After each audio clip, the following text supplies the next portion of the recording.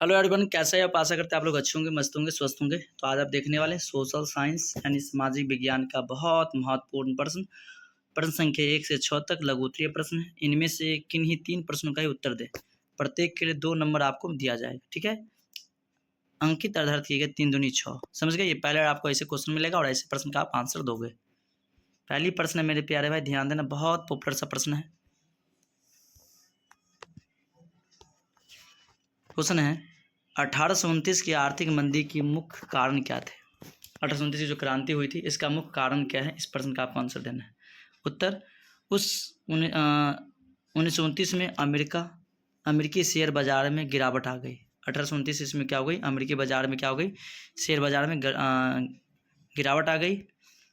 Germany में आर्थिक मंदी और फ्रांस और ग्रेट ब्रिटेन में भी वित्तीय कठिनाइयों सभी ने वैश्विक वित्तीय संकट का कारण बन गया। ये सब क्या 1829 कारण का कारण बन गया, ठीक है मेरे प्यारे भाई।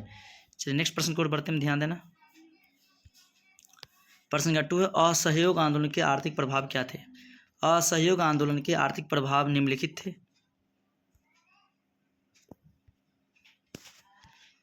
विदेशी वस्तुओं का बहिष्कार किया गया, शराब की दुकानें पर धरने दिए गए तथा विदेशी कपड़ों की होली जलाई गई। तो होली जलाई गई मतलब विदेशी कपड़ों को क्या किया गया, जलाया गया।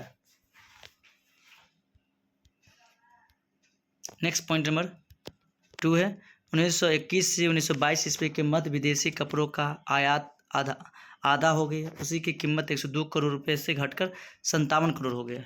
मतलब जो विदेश 1921-22 में क्या हड़ताल पर बैठ गए, समझे। उसी कारण के उसकी जो विदेशी कीमत 102 करोड़ था उसका हो गया 57 करोड़ हो गई। पॉइंट नंबर 3 पढ़ेंगे। जब लोगों ने विदेशी वस्तुओं का बहिष्कार करने का निर्णय लिया तो भारतीय कपड़ा मिले और हथकरघों का उत्पादन भी बढ़ने लगा। मतलब विदेशी का ब्रोक लगा और अपने देश से बढ़ाने लगा, ठीक है। चलिए नेक्स्ट प्रश्न पढ़ेंगे। प्रश्न का 3, बौद्धिक जागरण ने रूसी क्रांति को किस प्रकार प्रभावित किया। बौद्धिक जागरण ने रूसी क्रांति को किस प्रकार प्रभावित किया, तो आप जानना यहाँ से आंसर। 19वीं शताब्दी के उत्तरार्ध में रूस में बौद्धिक जागरण हुआ, जिसने लोगों का निरंकुश राजतंत्र के विरुद्ध बगावत करने की प्रेरणा दी गई। अनेक विख्यात खेलों और बुद्धिजीवियों Leo Tolstoy, Ivan Turgenev, Fyodor Dostoevsky, Maxim Gorky ने अपनी रचनाओं द्वारा सामाजिक अन्याय व भ्रष्ट राजनीतिक व्यवस्था का विरोध कर एक नए प्रगतिशील समाज का निर्माण का आह्वान किया। रूसी लोग विशेषतः किसान और मजदूर कार्ल मार्क्स के दर्शन से गहरे रूप से प्रभावित हुए और वे शोषण और अत्याचार के विरुद्ध संघर्ष करने को तत्पर हो गए। क्या हो गए, तत्पर हो गए। नेक्स्ट पढ़ेंगे क्वेश्चन नंबर 4, वियतनाम में राष्ट्रवाद के उदय के कारण बताएं। वियतनाम में राष्ट्रवाद के विकास में निम्नलिखित तत्वों का योगदान था, जिसमें औपनिवेशिक शोषणकारी नीति तथा स्थानीय आंदोलन ने काफ़ी बढ़ावा दिया। 20वीं शताब्दी के शुरुआत में यह विरोध और मुख्य होने लगा। वियतनाम राष्ट्रवाद के विकास में फाई बोई चाओ ने the history of the Laos नामक वियतनाम लिखकर राष्ट्रवादियों के बीच हलचल पैदा कर दी। वियतनामी राष्ट्रवाद के विकास के प्रमुख कारण निम्नलिखित थे। पॉइंट नंबर 1 देना। 1929-30 की विश्वव्यापी आर्थिक मंदी, औपनिवेशिक सरकार की घोषणा नीति, किसानों पर बढ़ता बोझ, गरीबी तथा बेरोजगारी की समस्या तथा उम्र रेडिकल आंदोलन का प्रभाव। नेक्स्ट क्वेश्चन पढ़ेंगे मेरे प्यारे भाई, 5 नंबर 5, पूना समझौता किनके बीच हुआ और क्यों हुआ। पूना समझौता किनके बीच और क्यों हुआ। पूना समझौता किनके बीच और क्यों हुआ। डॉक्टर भीमराव अंबेडकर को दूसरे गोलमेज सम्मेलन के लिए दलित वर्ग के प्रतिनिधि के रूप में मनोनीत किया गया था, ठीक है। मनोनीत किया गया था, क्या किया गया था, मनोनीत किया गया था।